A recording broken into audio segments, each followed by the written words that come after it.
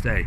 Now, we're always meeting here, and I'm so glad to be able to meet you today for a very special reason, because you have won our local hero vote. Yeah. How much of a kind of a surprise was that? Because everybody's obviously, you know, has fans and heroes and all that, but this was a lot of people voted for you. Yeah, no, I didn't expect it at all. Like, when you said, oh, you've been nominated, like, so I was like, God, I'll never win that. You know, like, what have I done to become a local hero? You know what I mean? Well, the fact that you've done a huge amount, and now you've just come back from Belfast. This was we just spoke before we switched on here. It was quite a nerve-wracking kind of. Tell us a bit about Belfast. How important it was. Yeah, so there was, I think, 25 national champions crowned on, like, at the national championships there just at the start of February. So that was the panel. They told us that the first day, you're the panel, but you're not the team. So nice. We can't take everyone, but we'll take as many as we can. So they brought us to Belfast for a sparring camp, assessments. So they're watching kind of every single thing we're doing, like what time we go to bed, like everything, not just the boxing side of it, like every single thing that. And was that daily? Was it that a sense all the of time, right? Wake up, weigh in the morning, then down, have your breakfast. What are you having for breakfast? Are you having a fry or are you having a porridge? Right. But like, obviously they don't mind really about that. But yeah.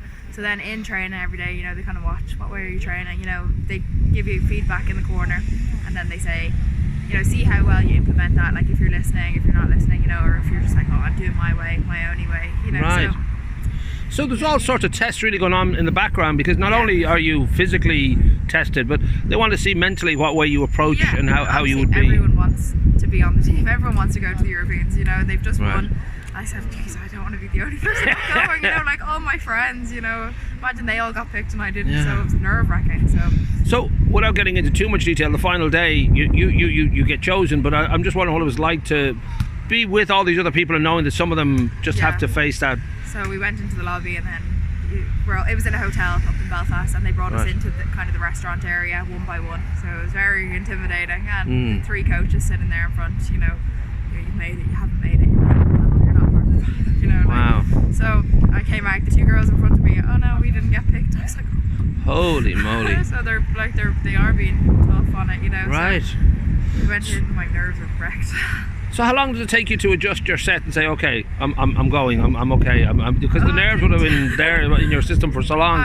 They were giving like really good feedback at the start. They were like, you've been so good, good culture, you're living your life great, but the hard it's not us, it's you. But you still have stuff to work on. I was like, oh no, they're definitely not sending me now. But then they said, oh, we're happy to take you. So in real terms, you're going to be heading soon. Does this change your day to day? Do you have to up your training now? So I'm just back only about an hour or 2 from my last training session. So that was I had spent a week up in high performance in Dublin and Sports Ireland this week with the team, with the actual team that's going to the Europeans. So we kind of got to bond this week.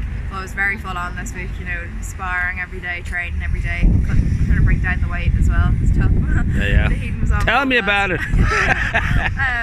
But yeah, so it was tough enough this week, and then next week we're back up again. So we head up on Tuesday and we fly out Friday. So you're heading to Croatia. I'm guessing as much as Belfast was, a tough one, Croatia might be slightly tougher. Definitely. So European Championships, we've got tough countries to be up against. Ireland's kind of an underdog when it comes to the boxing, even though it's the best kind of Olympic sport that Ireland has. But when we go abroad, it's a bit different.